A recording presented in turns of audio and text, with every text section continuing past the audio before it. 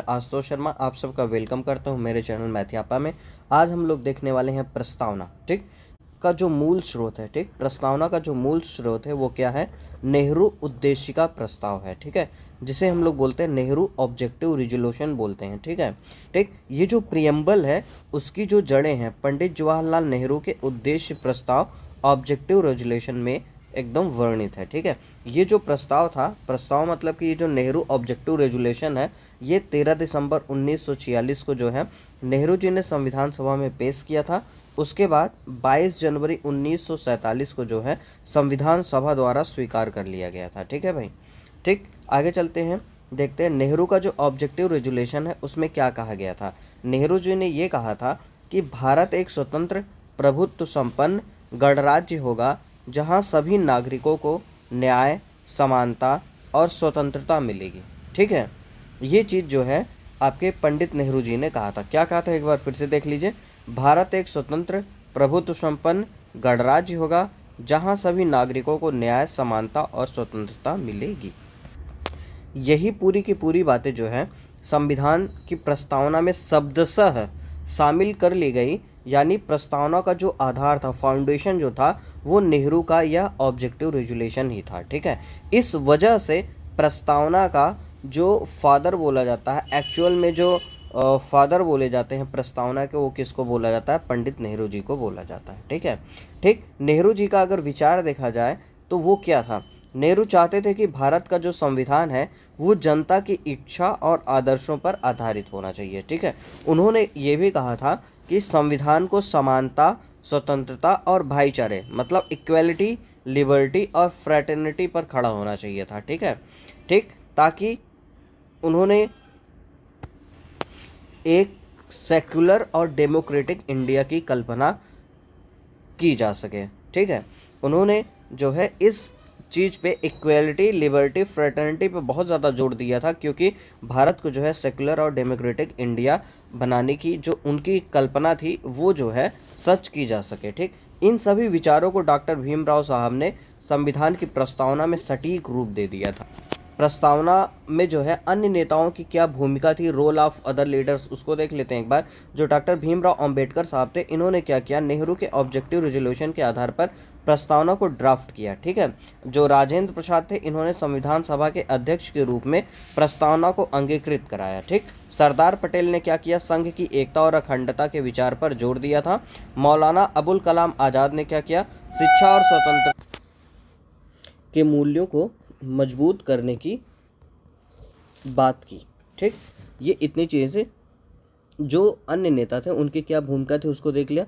अंबेडकर साहब ने नेहरू के ऑब्जेक्टिव रेजोल्यूशन के आधार पर ड्राफ्ट कर दिया। राजेंद्र प्रसाद ने इसे जो है संविधान सभा में जो है अंगीकृत कर लिया, ठीक। अब कंक्लूजन देख लेते हैं क्या चीज़ था। नेहरू का जो ऑब्जेक्टिव रेजोल्यूशन था उससे क्या बना? प्रस्तावना का खाका बना, ठीक है। अंबेडकर जी ने इसे संविधान का हिस्सा बना लिया। राजेंद्र प्रसाद ने इसे जो है संविधान सभा में पारित करा दिया, ठीक है। इसलिए कहा जाता है Jawaharlal Nehru was the ideological father of the preamble, ठीक है। जवाहरलाल नेहरू प्रस्तावना के वैचारिक जनक थे, ठीक है। अब प्रस्तावना की रचना या फिर जो है ड्राफ्टिंग ऑफ प्रियम्बल देख लेते हैं हम लोग। क्या है? प्रियम्बल को संविधान की प्रस्तावना समेत ड्राफ्टिंग कमेटी ने तैयार किया था, जिसके अध्यक्ष कौन थे? डॉक्टर भीमराव अंबेडकर साहब थे, ठीक। और इन्होंने ही जो है उसको अंतिम रूप दिया था। और श्री एन गोपाल स्वामी अयंगर ने इसका जो है ड्राफ्ट संविधान सभा में पेश किया था। और ये जो प्रस्तावना है, प्रस्तावना जो है ये अमेरिका के संविधान, यूएस कॉन्स्टिट्यूशन की प्रस्तावना से प्रेरित है, मतलब वहाँ से जो है ये लिया गया है। अब एडॉप्टेशन इसके देख लेते हैं। प्रस्तावना का जो एडॉप्टेशन था वो क्या था? 26 नवंबर 1949, ठीक। 26 नवंबर 1949 को जो है ये अपनाया गया था। उसके बाद 26 जनवरी 1950 को ये क्या हो गया था? लागू हो गया था, ठीक ना, जिसको बोलते हैं केम इनटू इफेक्ट, ठीक। केम इनटू इफेक्ट ऑन 26 जनवरी 1950, ठीक है। आगे इसका जो नेचर ऑफ प्रियम्बल है उसको देख लेते हैं। यह संविधान का परिचय है, परंतु यह संविधान का भाग नहीं है, ठीक ना। ये जो है संविधान का इंट्रोडक्शन है। जो प्रियम्बल है वो क्या है? संविधान का इंट्रोडक्शन है, बट ये संविधान का एक पार्ट नहीं है।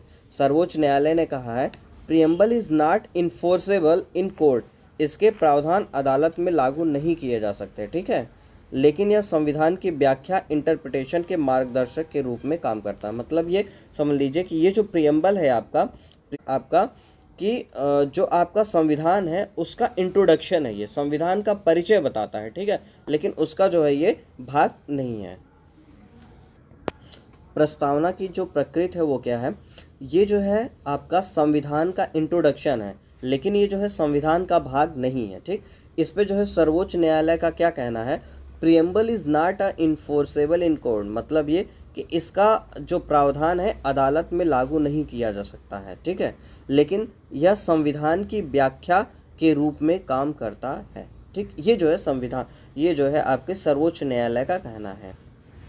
अब आ जाते हैं, देखते हैं प्रस्तावना का अर्थ क्या है, ठीक।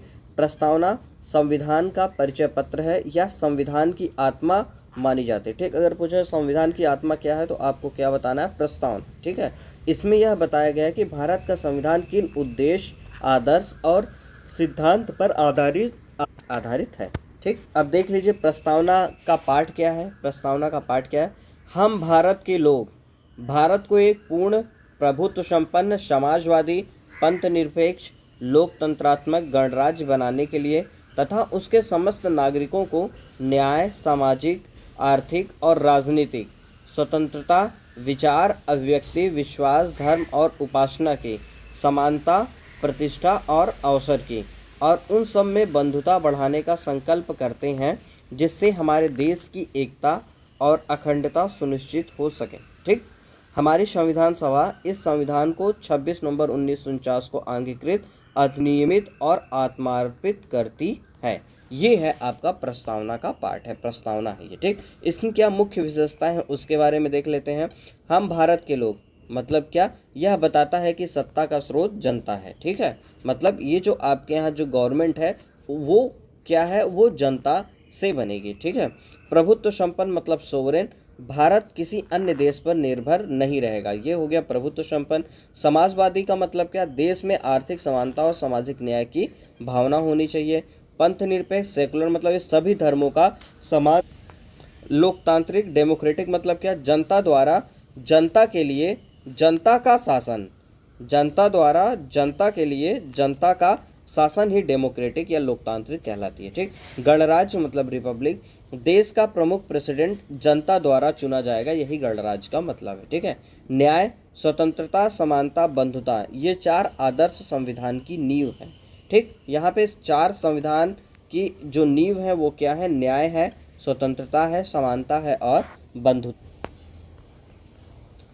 इंग्लिश में देख लीजिए, we the people of India, power lives with the people, sovereign India is the free to make its own laws, socialist economic and social equality for all, secular no state religion, equal respect for all religion, democratic means government by the people, for the people, of the people, republic head of the state is elected, justice, liberty, equality, fraternity, 4 pillars of the constitution, ये 4 pillar हैं constitution के, ठीक। अब इसमें amendment की बात कर लेते हैं। अमेंडमेंट क्या थे, 42वां संविधान संशोधन कब हुआ था, 1976 में हुआ, जब 42वां संविधान संशोधन 1900।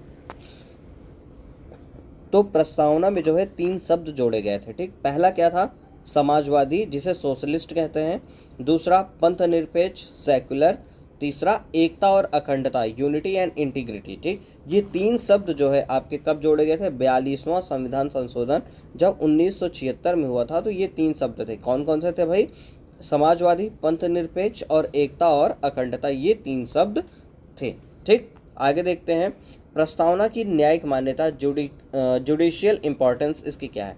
1960 में क्या हुआ, बेरूबरी केस था, बेरूबरी केस, जिसमें सुप्रीम कोर्ट ने कहा कि preamble is not a part of constitution, ठीक। जो ये प्रियम्बल है वो क्या है, not a part of constitution, constitution का पार्ट नहीं है, ठीक। फिर 1973 में केशवानंद भारती केस में क्या कोर्ट ने कहा, कोर्ट ने कहा कि preamble is a part of constitution and basic structure को ये रिप्रेजेंट करेगा, ठीक है। 1960 में बोला कि जो है प्रियम्बल जो है कॉन्स्टिट्यूशन का पार्ट नहीं है, लेकिन 1973 में कोर्ट ने बोला कि प्रियम्बल क्या है, पार्ट ऑफ कॉन्स्टिट्यूशन, और बेसिक स्ट्रक्चर को भी क्या है ये दर्शाता है कॉन्स्टिट्यूशन के। फिर 1980 में जो है मिनर्वा मिल्स केस, ठीक, मिनर्वा मिल्स केस में कोर्ट ने क्या कहा, preamble is the key to the constitution. Preamble जो है कॉन्स्टिट्यूशन की चाबी है, ठीक, की टू द कॉन्स्टिट्यूशन है, ठीक, यानी आज प्रियम्बल संविधान का हिस्सा मानी जाती है, ठीक। पहले क्या था, प्रियम्बल जो है पार्ट नहीं माना जाता था ये संविधान का, लेकिन अब जो है प्रियम्बल को जो है संविधान का हिस्सा। ये तीन जो है आपके, ये जो तीन है ये बहुत ज़्यादा इम्पोर्टेंट है, ठीक है।